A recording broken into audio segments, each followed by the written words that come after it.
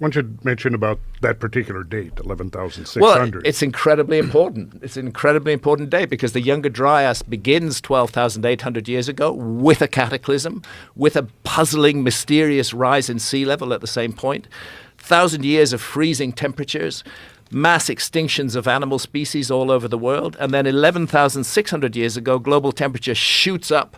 The last of the ice caps collapse into the sea. Sea level rises enormously. That is the date that work starts at Göbekli Tepe, and that it's a point I've made many times, but it's really worth making because archaeologists roll their eyes every time you say the word Atlantis.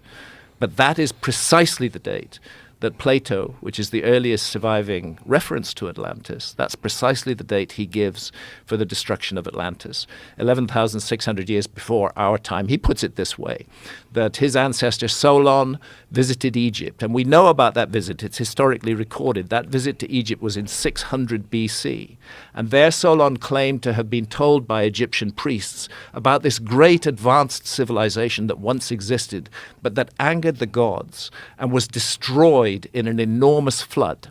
And Solon asked those Egyptian priests, when did this happen? And they said, 9,000 years ago. Well, do the math. That's in 600 BC. That's 9,000 years before 600 BC. We call that 9,600 BC.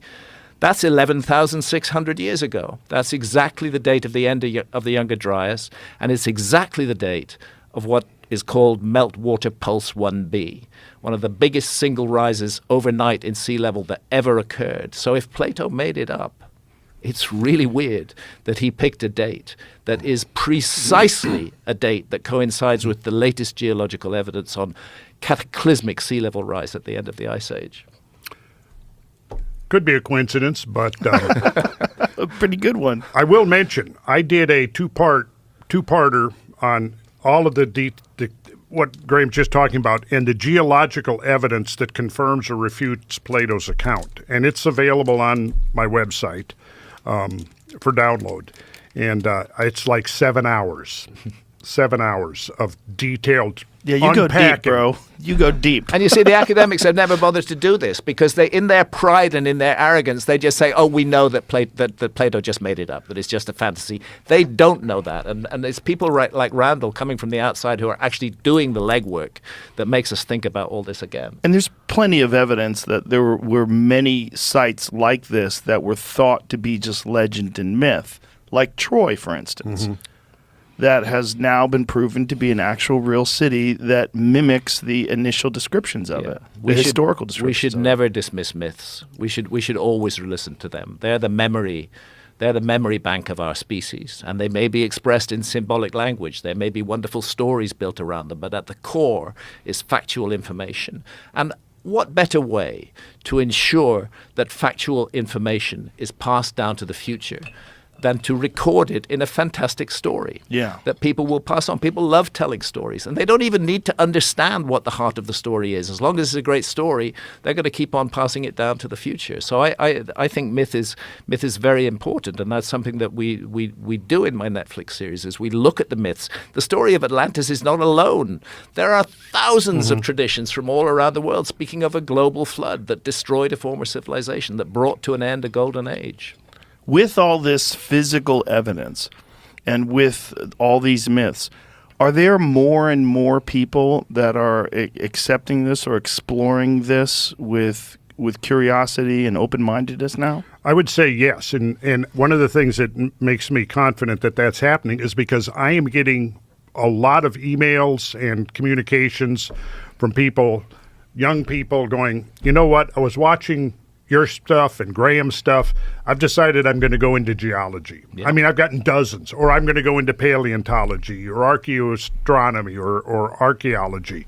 So just the fact that I'm getting those kinds of communications from people, that's every time I get one, that's encouraging to me. Because I think it's the old axiom that, sometimes, in order to evolve past an entrenched theory, the gatekeepers have to pass away and a new generation has to come along who's a little more willing to look outside that dogmatic framework. Well, also, if you are a young archaeologist and you're trying to carve your way in the world, what better way than to explore this with tons of evidence that's very controversial theory that's been dismissed. Takes courage, though. Takes courage on the part of those archaeologists, because they can lose any hope of promotion if they touch ideas like this. Archaeology is a very restrictive discipline. If you don't copy what your professor says, if you go off on a tangent, they'll cut you off. There's so many people who've done such great work in archaeology that doesn't fit with the mainstream, and they just get isolated by their colleagues. I'm hopeful. I really am. And one of the things that gives me hope is Brian Murarescu's the reception of his material. That book, The Immortality Key, which is fantastic, which points to which I wrote the foreword to. Yes, and you did that podcast with us remotely. Yeah. When we did that, and he expressed all this information, we talked about these ancient clay vessels that show clear evidence of some sort of psychedelic that was mixed in with wine that was probably the origins of a lot of the even democracy, a lot like the Enlightenment. A lot of it came from these meetings, and people came from all over the world to participate in these rituals. This is now being widely accepted, and it's a field of study at Harvard. Yeah, and let's think about it. If you're locked, this is one of the reasons why psychedelics are being so successful in healing people with profound depression. Because what is profound depression otherwise that you're locked in a very narrow frame that you just can't escape from? And what psychedelics seem to do is they break that lock, and they allow a kind of openness to come in and new thoughts to come in. So it's not surprising that psychedelics revolutionized the ancient world. And I'm absolutely convinced that there isn't a religion in the world, and this is going to annoy a lot of people, that there isn't a religion in the world that didn't begin with experiences in altered states of consciousness. And when we talk about a lost civilization, I believe that was a civilization that grew out of shamanism, and for which altered states of consciousness were fundamental. We've been taught to despise altered states of consciousness in our society today. We're supposed to just be alert problem solvers and not doing anything else. But it's out of altered states of consciousness that the real creativity comes, and that changes in mindset come, and that people can break free from previous restrictions and move in new directions.